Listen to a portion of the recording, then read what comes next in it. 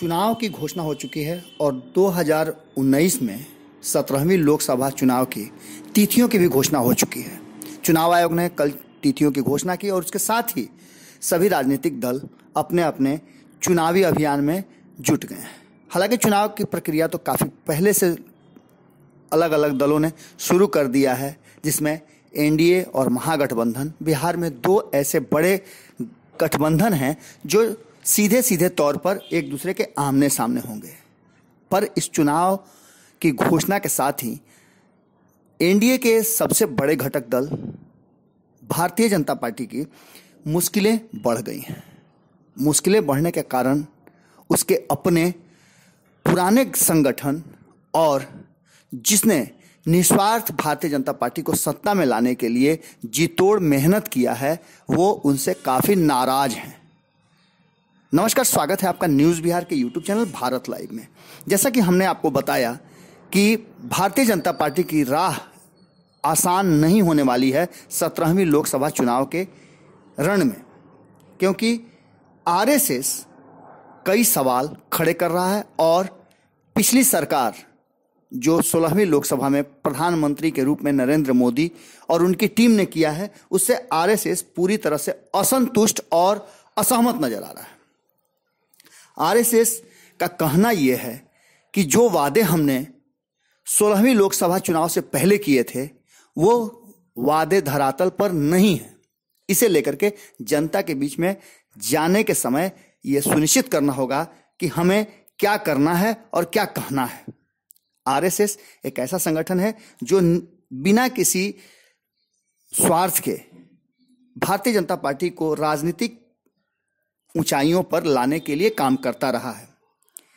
RSS प्रमुख मोहन भागवत आजकल काफी नाराज चल रहे हैं भारतीय जनता पार्टी के मुखिया अमित शाह और प्रधानमंत्री के रूप में कार्य करने वाले नरेंद्र मोदी से। आरएसएस के सूत्रों के हवाले से अगर कहा जाए, और हमारे सूत्र भी इस बात की पुष्टि कर रहे हैं कि खास करके आरएसएस एक ऐसा संगठन है जो राष्ट्रहित की बात करता है और ऐसे में सेना के जवानों का बिना युद्ध शहीद होने को लेकर के आरएसएस काफी गुस्से में है। हालांकि ये गुस्सा देश का भी है और पिछले बार जो पुलवामा हमला हुआ, आतंकी ने हमला कर दिया, इसके इंटेलिजेंस फेल्यूर को लेकर के आरएसएस और देश काफी गुस्से में है।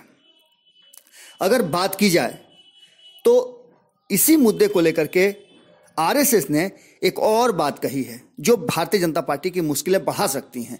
वो बात यह है कि सेना को लेकर के भारतीय जनता पार्टी ने जो भी वादे किए हैं वो वादे अभी भी अधूरे हैं, चाहे वो सेना के जवानों के सुविधा और उनके अन्य मामलों की हो या फिर एक सर्विसमैन की हो।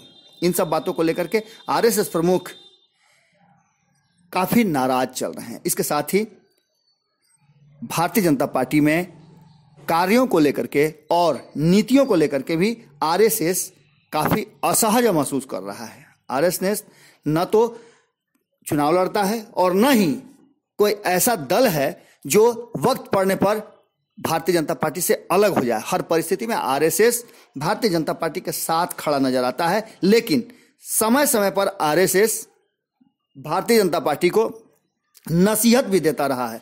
आपको याद होगा 2014 के चुनाव में आरएसएस ने पूरी योजना और रणनीति बनाई थी नरेंद्र मोदी को सत्ता पर बैठाने के लिए। भारतीय जनता पार्टी ने बहुत बेहतर प्रदर्शन किया था और उसमें आरएसएस की भूमिका बहुत बड़ी थी। वहीं आरक्षण के मुद्दे पर 2015 में जब असेंबली चुनाव बिहार में हुए तो आरएसएस के बयान और आरएसएस के ने जो भारतीय जनता पार्टी के लिए योजना बनाई थी वो योजना कहीं ना कहीं या तो भारतीय जनता पार्टी और आरएसएस दोनों को मिलाकर के फेल नजर आई और महागठबंधन बिहार में बहुमत के साथ विजयी हुआ। इसके साथ ही हाल फिलहाल में 3 हिंदी पट्टी के राज्यों में हुए चुनाव में भी भारतीय जनता पार्टी की हार को लेकर के आरएसएस काफी चिंतित है और इसके पीछे बीजेपी की नीतियों और नीयत को भी खड़ा कर रहा है।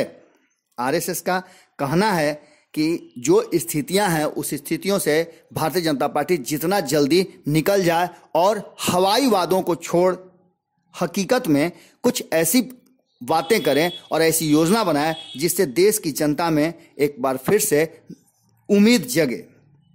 आरएसएस बीजेपी से नाराज है, इसका असर 2019 के चुनाव पर पड़ना लाजमी है और वो भी नकारात्मक। हालांकि आरएसएस हर हालत में चाहेगा कि मोदी दोबारा प्रधानमंत्री बने। इसके लिए जो सूत्र बता रहे हैं वो आरएसएस के और भारतीय जनता पार्टी के बीच थोड़ी बहुत जो नाराजगी है उसे दूर करने का प्रयास भारतीय जनता पार्टी को करना है, क्योंकि आरएसएस अपना स्टैंड ले चुका है। आरएसएस हर स्थिति में भारतीय जनता पार्टी के साथ खड़ा नजर आएगा, लेकिन जो स्थिति बन रही है उस स्थिति में यदि भारतीय जनता पार्टी के राष्ट्रीय अध्यक्ष अमित शाह और प्रधानमंत्री के उम्मीदवार नरेंद्र मोदी आरएसएस के नीति और नियम पर नहीं चलेंगे तो इसको लेकर के इस बार एनडीए और भारतीय जनता पार्टी के लिए मुश्किलें हो सकती हैं। आरएसएस कोई लाभ वाला संगठन नहीं है और आरएसएस बिना किसी शर्त भारतीय जनता पार्टी का समर्थन करता है, जिसका फायदा एनडीए को मिलता है। देखने वाली बात यह होगी कि आरएसएस किस तरह की नीति बनाता है और एनडीए के साथ साथ भारतीय जनता पार्टी उस पर कितना अमल करता है। जुड़े रहिए न्यूज़ बिहार और भारत लाइव के साथ। चुनावी रणभेरी फूंकी जा चुकी है। न्यूज़ बिहार और भारत लाइव लगातार आपको हर खबर से बाखबर रख रहा है।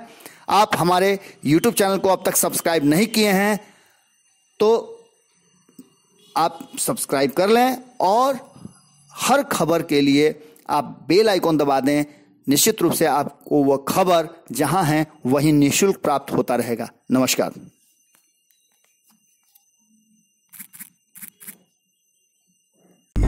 हमारे फेसबुक पेज को लाइक करें, ट्विटर पर फॉलो करें न्यूज़ बिहार लाइव और साथ ही साथ हमारे यूट्यूब चैनल को सब्सक्राइब करें। सब्सक्राइब करने के बाद बेल आइकन दबाना ना भूलें। धन्यवाद।